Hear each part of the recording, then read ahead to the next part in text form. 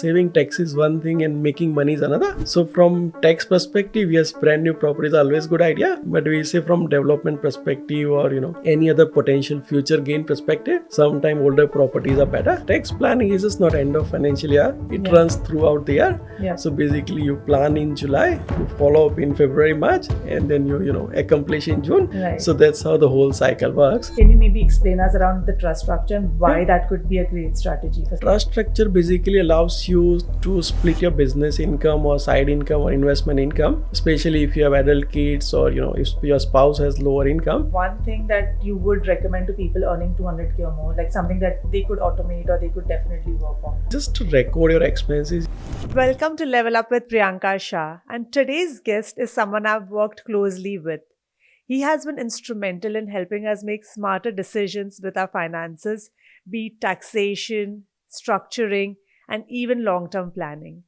Maulik Shah from Signage Accountants. He's a brilliant accountant who goes beyond the basics. And today we are going to be dealing with everything end of financial year. So starting from the stage 3 tax cuts to self-managed super funds, super contributions, deductions, and more. Everything that you need to know as a high-income earner or a small business. So keep watching to stay ahead in your finance game. Maulik bhai, thank you so much for joining us today. Thanks for inviting me. No, my pleasure. I'm so excited to share your knowledge with the world. You have been instrumental in setting us up for success with all the financial advice you've given us. Yep. It's always pleasure to help whatever client we can.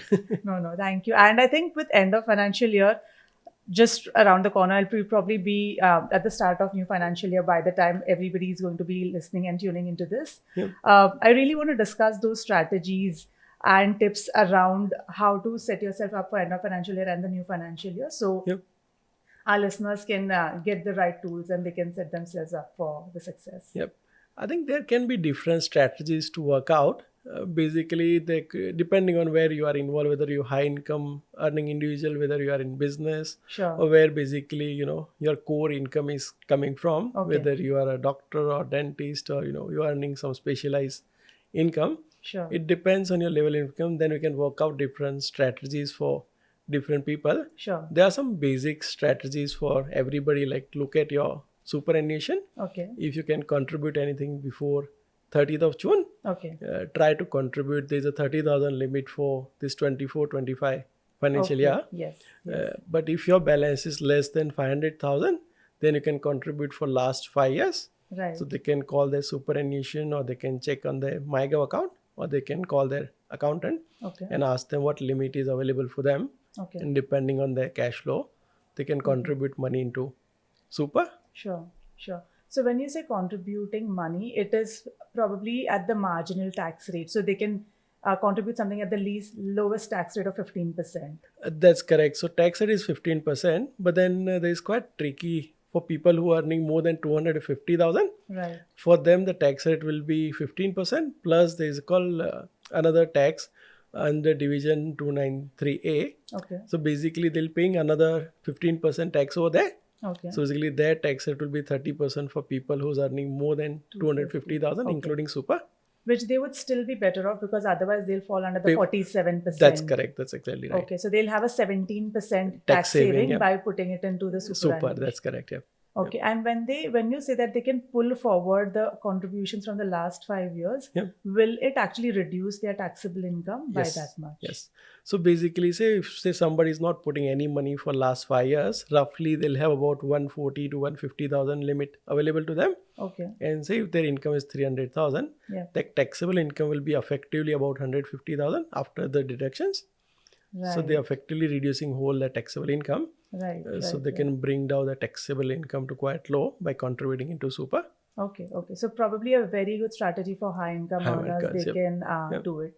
And they have until the 28th of June to make the So contribution. due date is, money has to reach super fund by 30th of June. Okay. But a lot of public fund, because they have to close accounts and do the books, Yes. they put cutoff date around 20 or 24th of June. Right. So by that time you have to transfer money to them. So it Okay. reaches them and they can allocate to your account. Right. So we probably won't have that much time if somebody hasn't done it already. It's this kind of a bit late, year. Yes. but they can always plan for next year. Right. And they can do it throughout the year because, again, contributing a big chunk at the end of the year might be It's a always cash flow hard. That's correct. challenge. That's correct. We Yeah. always recommend review it every quarter. Okay. So see what's your cash flow is, how much your employer is putting in, because Okay. this limit is including your all employer contributions. Right. So Right. basically, say if Right. you're on a salary of 250,000, your employer might be already putting 26, 27,000. Yes. So then Yes. you'll be left with only $2,000-3,000 To put to extra. put in extra in there. Sure. And then depending on what you've done the previous years, you can pull forward Put those. full extra. But again, the employer contributions for the previous years will also be applicable. That's correct. That's correct. So there's a Okay. quite simple report available in your MyGov account. You can just pull that report. It'll show you what's the balance left.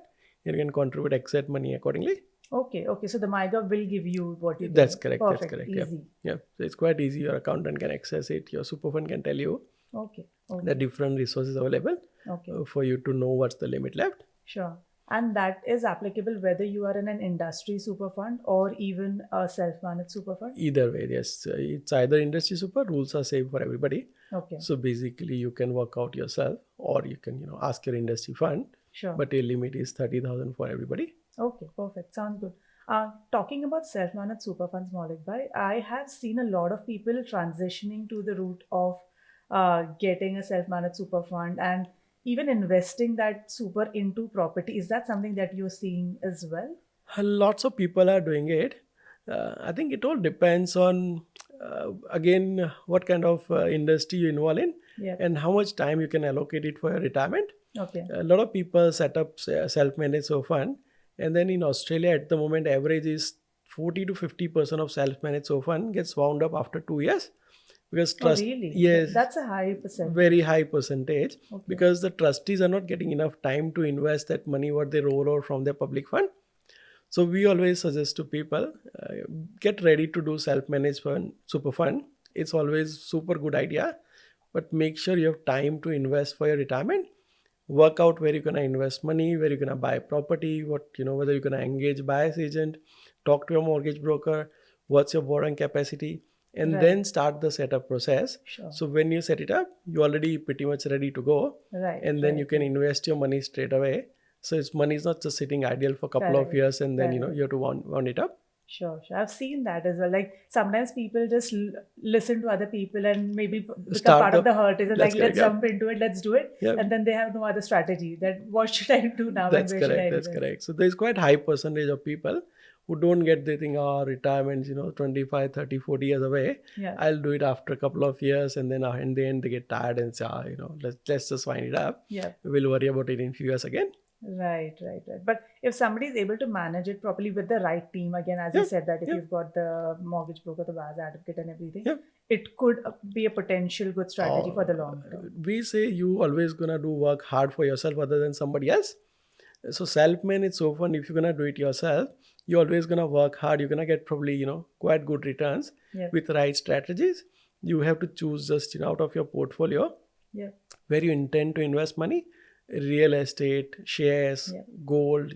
Some people try crypto as well.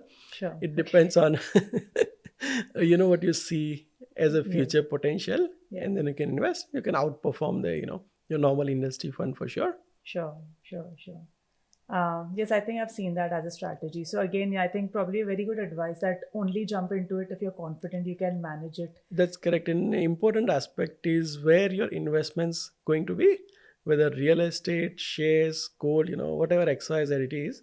Just make sure you plan for it to invest at the right time cycle. Okay, sure. Because if you make plan and if cycle is not right, Correct. then again you're gonna get stuck in there, and instead of getting good returns, you're gonna make losses out of it. That's right. That's right. And also the time to retirement as well, as to how early or late you're starting that journey. Like if you're just 10 years to retirement, you probably want something that's more safe and not that riskier. as That's well. correct. And then at that time, the strategy is gonna be more aggressive. So you're gonna contribute 30,000, your spouse gonna contribute 30,000. So if you buy property 700,000, 800,000, there's good chance you're gonna pay it off within 7 to 8 years time. Yep. But while if you start super at age of 30, then probably gonna take you 15 years to pay off similar Correct. mortgage, because you're not contributing because of cash flow pressure. A lot of money there. Yeah, yeah, yeah. So, and is that something that you advise people on as well as to how to invest if they are starting a self-managed super fund or something? No, we're not financial planners, so we don't go into that area. Sure, But so mainly from business advisory perspective, sure, we guide them. We tell them, which person to go and see. So at sure. least then the overall strategy can work out.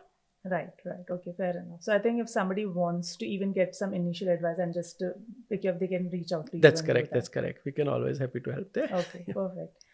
Thank you for sharing that, Maulik. But I think the other thing that I've been hearing a lot of noise about the stage three tax cuts that are starting in from 1st July. First July, yeah. Do you want to maybe just give some of your insights on that and what people should be doing if they're high income earners? So I think this overall for high income earners, it's not making that much difference in terms of tax cut. So Okay. basically from 180,000 threshold for 40% from 40 to 45, from 180 to when it's becoming 190. Okay. So they're just gonna save on that 10,000 extra, Sure. and then there's also a little bit of changes.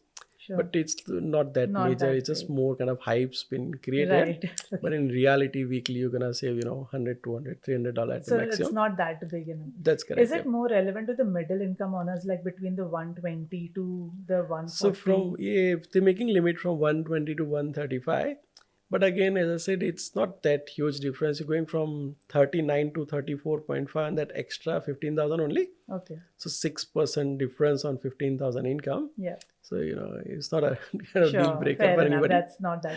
Yeah. Because what I've seen of late, I've heard a lot of some my clients are IT professionals and they get bonuses at the end of the year. Yeah. They're trying to push it to next year so Next that year. they can. The major idea of pushing those bonuses to next year is to stay below this threshold of 250,000.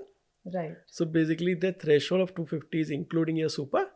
Oh. So okay. if you're gonna get bonus, you're gonna get super on top Correct. as well, 11.5%. Yeah. So basically, the idea is to try to stay below. We got so many clients. We say defer it as much as you can because they're reaching already 225, 230. Yeah. If they get 15, 20,000 worth of bonus, they're gonna get exceed 250, and instead of on their super of whole 25, 30,000, Yes. instead of 15%, they'll end up paying 30%. Right. So basically, there'll be another 4,500 going towards tax. Correct. So they're paying 47% on extra money plus another 6,000. From the Effective super. tax on that bonus works out to be 60, 62%. Oh, wow. Okay. So they probably won't end up much in their pocket at the That's end of the correct. day. That's correct. So basically, the idea for these high income earners, try and see if possible, stay below 250. Okay. And defer if it is crossing beyond the 250 mark, it's probably correct, better to defer it. And is there any strategy to bring forward any expenses or anything for them? Not really, not much. Only what they can do is they can prepay their interest on their negative gearing investment properties. Okay. So I think the people who doesn't know much idea about negative gearing, I'll just explain basic. I would love to hear that. Yeah. Yes. This episode is sponsored by Finsol Insurance, where we help families protect what matters most: your health, your loved ones, and your lifestyle. Life is unpredictable, but your financial security shouldn't be. So if you're a parent, a homeowner, or just someone who values peace of mind, make sure that you are protected with the right protection. Use the link below to book a strategy call and take the first step towards securing your future. So say if you have investment property and then you're getting rent of 20,000 and on your bank loan on that property, you're paying interest of 25,000. So you can have other rates, land tax, these are expenses, another 5,000. So your income is 20,000 on your that investment property, your expenses are 30,000. And you can also claim depreciation on that investment property, depending on whether it's brand new or those things. So say assuming there's another 10,000 worth of depreciation, so you're gonna have 20,000 loss on that investment property, and that's what we call as a negative geared investment property because there's a losses on that property. So it gets reduced from your taxable income. Right. So if you are into high income earner pocket, you effectively save 47% on that 20,000. Okay. So basically those kind of investment strategies works out quite well for those negative geared properties. Okay. So it's better to have a negatively geared property if you're a high income. High income, yep. Okay. So we always suggest, depending on what stage of income you are in, and also what's your plan for next few years. Sure. So if you're going to continue working for those high income pockets, Yeah. then always good to have few multiple properties, create good portfolio into highly geared pockets, and then get maximum tax benefit. Okay. And then your capital growth on those properties always going to be quiet. That's it. And that would be better if that's a brand new property versus an old property in term, like from a depreciation point of view. Brand new properties are always good in terms of depreciation, but then we always say saving tax is one thing and making money is another. So from tax perspective, yes, brand new properties are always good idea. Okay. But we say from development perspective or any other potential future gain perspective, sometime older properties are better. Right. So always we have to weigh up Sure. whether this negative gearing is good for you, Right. or basically those older properties are good for you, which can give you much higher capital gain in future. Right. Fair enough. So I think that makes sense. And again, that's where the whole point of having a good financial person comes in the picture, who you can like a soundboard, you can bounce ideas off and see what is working, especially in your personal circumstances, because it's not a blanket solution for everyone. 100%. I always, I'm an accountant, Yeah. but then I always say, invest in your accountant. It always pays off. Yes. And it is such a good thing to have that right team of people who can advise you on things. Like if I can take our own example for this purpose. Like, thankfully we've had you, and like since the last 8-10 years or something, Yep. we've had the journey, and it's all thanks to having the right accountant, the right finance person, that we've been able to come to you. We can come to you with ideas and discuss it, and then we come with a solution that works for us and our situation. That's correct. Tax planning is just not end of financial year. It runs throughout the year. Yeah. So basically you plan in July, you follow up in February, March, and then you accomplish in June. Right. So that's how the whole cycle works. Sure. It's not a day to day. Just in 100%. June, in couple of weeks you can do few things and gets it done. Absolutely. If you do it that way, it never's gonna work out. 100%. And I think maybe even like the quarterly reviews that we do and things, they help in the end, because then we are on top of things throughout the year. That's correct. The idea is always, as I say, make up your strategy. Yeah. Then follow up is important. You and me can talk 10 different things, but if there is no follow up, then next year you're gonna say, what happened? Exactly. No, sounds good. The other thing that I really wanted to discuss, and something that I hear a lot, again, something I personally don't understand, I see people around me don't understand, is the trust structure. I think especially people who have a side business, who are already having another business or a job. Yep. And can you maybe explain us around the trust structure and why that could be a great strategy for someone in that? So trust structure basically allows you to split your business income or side income or investment income, especially if you have adult kids, or if your spouse has lower income. Then you can transfer those profits to basically to your spouse. Okay.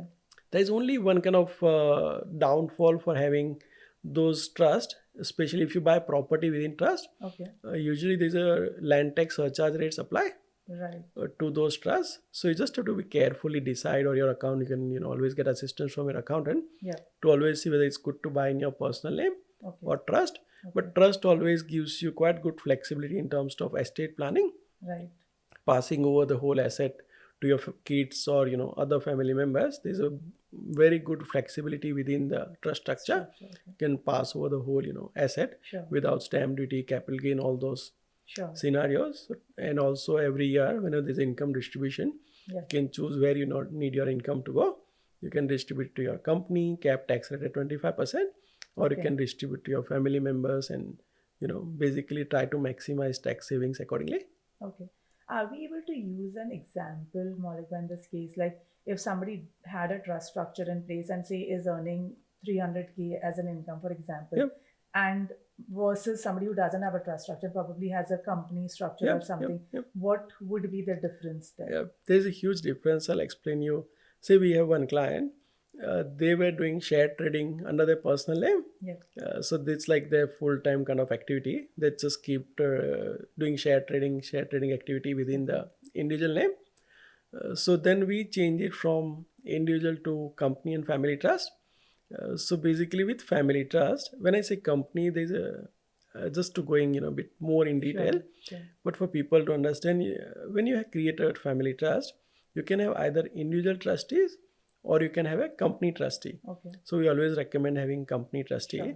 So when you go and create this company and family trust, you trade within the trust structure, and say husband wife they both were not working, they were full time engaged, but what they were doing is pretty much all trading were happening under husband's name, Okay. and then under wife's name there were few trading happen, but there were losses in there. Okay. So basically because they were trading under individual name, they couldn't transfer this profit from husband to wife's name. Right. Okay. So husband was having 450,000 income in his name, wife was having 150,000 losses in her name, Right. and husband end up paying 220 or so in tax, Oh wow. while wife has to carry forward those losses to next year.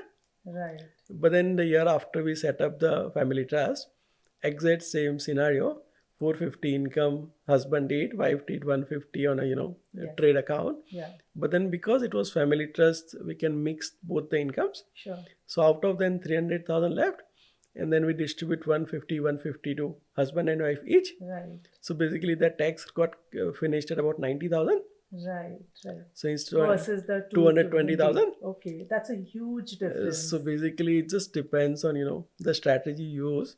There could be potential hundreds of thousand worth of tax savings Okay, in wow, there. that's huge. And that also works when we also buy property and things, which you said that we'll have to pay the land tax A surcharge. bit higher, that's correct. How, like, do you have any indication of what that So I think extra is? roughly on 600 or 700,000 property, it's about $2,000 more land tax Okay. under trust structure. Okay. But then again, there is a slab rates. So say if you buy 1.2, then that's about 4,000.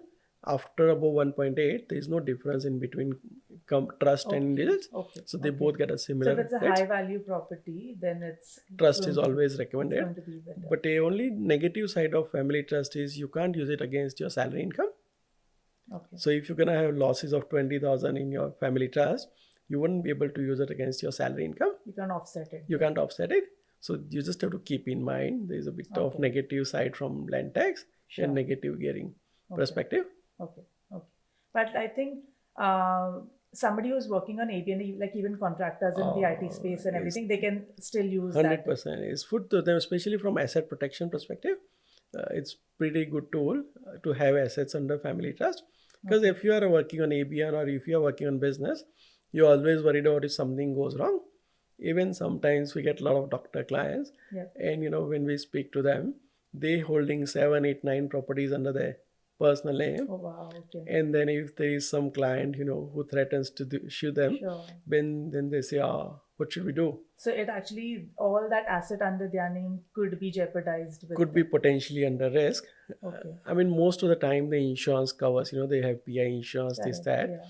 But then there's always that little bit of 1% risk. So we say always protect your assets first. Yeah. So whatever you earn in 20 years doesn't go in, one bad year. Yeah. So from that perspective, family trust is quite good. And as I said, from estate planning perspective, Sure. if you want to pass on, say beach house Okay. to your one kid, another beach house to another kid, those kind of family trust works really well. Okay. So with the family trust, it's ideal to also have a will or a power of attorney in place to like note down how the distribution should be in the family or There is again multiple tax structures available. You can have testimony trust done, Yep, so which gives you that flexibility if it's under personal name, and if it's under family trust, then you can have will or you can make potential changes to the trust. Sure. So then whenever you're ready to transfer those assets to kids, Yeah. you can nominate beneficiary or you can do few things. Okay. So that flexibilities are available to people, Okay. but it's quite complex Sure. tax sure. structure to go in. Right. No, fair enough. But thank you for giving that gist so people know that there is that Options little available, yeah. room available. Are minor kids included in the family trust structure, and could they be used for distribution or no? Minor kids, the limit is very, very small. Usually we don't recommend to include kids. Okay. Especially with kids, there's quite legal implications for involving kids in the family trust. Okay. Especially they get older and you distribute their money, and then their spouses gets involved. Okay. They could potentially get right over that family trust. Okay. So basically we recommend until they have their kids, just keep them. So until they're 18. You can have them from beginning, Okay. but usually don't recommend to have their name until they have their own kids. Okay. So at least that way there is no potential dispute about them having beneficiary in the trust, and their spouse is also automatically becomes beneficiary of Okay, the fair enough. trust. Understand, yes. Yeah, so Okay. there's a bit of tricky, but Makes sense. if you want, you can always distribute that $450 limit to those 450 per per minor kid per month. per year. Per year, that's it. Okay. Yeah, so we usually say don't worry about Okay. it. Right, because I had been reading about this. I don't know the American tax system where they actually distribute salaries to their children and their wife and all that. So is that not applicable here? Here the requirements are you can still do salary to your kid if they are working in a family business, but there are certain rules of 30 hours, and then if they work more than that, then you have to pay super for them. Oh, So basically, those strategies, tax strategies, really doesn't work unless they're really working right, within the business. right. So it probably is something that when they really turn that age and when they're doing actual contribution, that's when you do it. That's correct. That's correct. Above Okay. 18, then after you can get them involved and start Sure. working on it rather Sure. than doing it before they turn 18. Sure. Makes sense. Sounds good. I also wanted to discuss about small businesses. Are there any strategies or tips you would recommend them before the end of financial year or even potentially the next financial year? Yeah, there's few strategies they can always small business can try and implement. They can try to prepay their expenses. They can prepay their rent. They can prepay insurance. They can prepay other expenses which are possible for them, like the contractors or wherever they're possible. They can Sure. prepay their expenses as a small business for up to next 12 months. Okay. So basically, that one strategy they can use Sure. depending on their cash flow available. Okay. They can prepay those expenses. Okay. They can always try to delay recording income as much as possible. Sure. So if they're gonna book something on June, end Yeah. of June, they Yeah. can always try to defer if possible in the July. Sure. So at least the taxes can be deferred to next financial year. Sure. The income. Also, yeah, for them, as we discussed, the small business write-off is available Okay. up to 20,000. So if they have to buy laptops, they have to buy any equipments, they have to buy any cameras, this, that, Yeah. whatever data require for business, they can always spend that 20,000 So up to 20,000, whatever they spend is fully fully off. deductible. They Oh, can wow. write it Okay. off and it Sure. will reduce their income.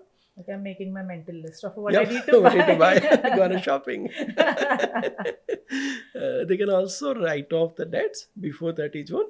Okay. So basically, say if somebody is not paying you since 6, 8 months, 10 months, Right. you need to write it off to claim tax deduction for it. Sure. So that's another strategy for them. Okay.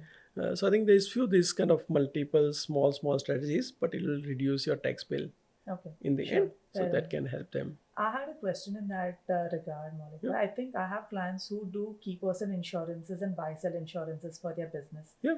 Can they also prepay those Yeah. and claim deduction Yep. for the next? Yep. Okay. Any For business the- deduction, Okay. basically that they can prepay for up to 12 months. It's tax deductible. Okay. Perfect. I think Yep. that's a great mental note for Yep. all of us. Same as well. income protection or whatever insurance you have, if you want Yeah. to prepay for next 12 months, Sure. it's always good idea to claim it in this Okay. year rather than next year. Perfect. Again, on that, the personal insurance space, I had a question as well. Again, relevant to me and my clients, Yep. is if somebody has life insurance, TPD, income protection trauma, Yep. what are the tax implications if they have a claim on them? Like if somebody somebody passes away, their family gets a life insurance of $1 million. Yep. Do they have to pay tax on it or no? If it's under personal name, they don't need to pay any tax on it. Okay. So if it's held under super, Yeah. then basically it can get complex depending on whether that beneficiary is dependent or independent. And dependent and independent meaning if they're earning themselves, Earning themselves or or they were not. That's earning. correct. That's correct. Yep. And what is better if they are earning, they will have to pay tax. If they are dependent, then there is no tax implications. Okay. But then if they are independent, then they could be extra 15% tax they're liable to pay On that. when they withdraw money from super. Sure. So that's the implications available, And that is the same for TPD as well.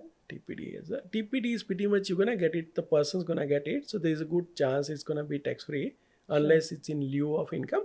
Okay. So basically, there's two components in TPD. One Okay. is lump sum for Yes. your Yes. disability, which Yes. is usually tax free. But Okay. if there is a component which is based on their loss of income, Correct. then that component gets taxable. Which in is the kind hands. of similar to income protection, which anyways forms part of the taxable Taxable income income. if they receive that. That's correct. That's correct. Okay. And is trauma tax free? Trauma is pretty much tax free. Because it's anyways always in the That's personal. name. correct. That's correct. Okay, so even if they tell the tax office that I got this lump sum of 100, 200K, whatever, Yep, yep. it is fully taxed. Fully taxed. Yep, that's correct. Okay, perfect. Usually, the insurance will give them tax statements at the end of the year, confirm it's tax-free money to them. Okay. So basically, we always, because as I said, it's the tax office is, if it's for loss of income directly related to income, then they want to charge tax on it. Okay. But trauma and those is usually based on lump sum Yes. amount. Yes. So because of mental, Right. instability, what is there. Yeah. So basically, it becomes component of tax free. Okay, perfect. Thank you for Good. sharing that. I needed that clarification, Yeah. so that's perfect. And before we wrap up, I just wanted to quickly touch base on a few things, okay? Maybe like a quick fire sort of a Yep. round. Maulik, if you can share one tax hack that you love, that everybody should know, then use that. I think just contribute to super, that's the basic thing for you for your retirement. First of all, it gives you quite good tax savings. You pay 15% tax in super, you personally paying 47%. Yeah. So basically, that's one I always recommend.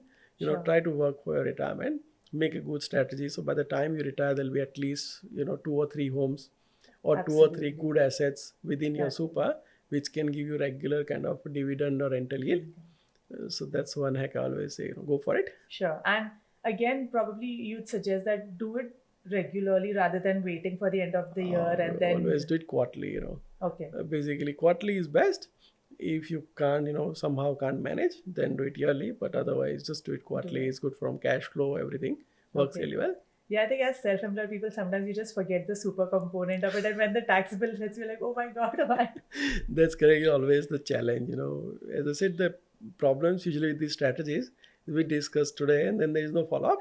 So basically, the important part is follow. Put note in your calendar to follow up at least 6 monthly. So then, if you discuss in November, December, then gets implemented around January, February. There is no rush in the end. Yeah, I think we're all guilty of that. So thank you for following up on that. And maybe one strategy that you think used to work earlier but doesn't work anymore. That. I think basically the instant write-off before used to be 150,000 for business use cars and those things. Yeah. So since now 1st July 23 it's reduced to 20,000. So a lot of people still think we get regularly these questions. Should I buy a $70,000-$80,000 car? Okay. I say no. Threshold is reduced now. Yeah. It's not luxury car limit applies, and then also the 20,000 immediate write-off is there. Okay. So if you're gonna buy it on 30th of June, you're gonna get only deduction for 1 day. Okay, that's good to know, because sometimes people can just be blinded with that 150K number and just go shopping. That's correct. But I'd read somewhere about the electric vehicle car So deduction. basically, usually say if you buy a regular petrol or diesel car, what happens, there is always private use. Sure. If you parking your car at business premises and driving from there is no private use. But if you're bringing your car at your home, you're gonna pick up your kids, drop off, then there's going to be always private use.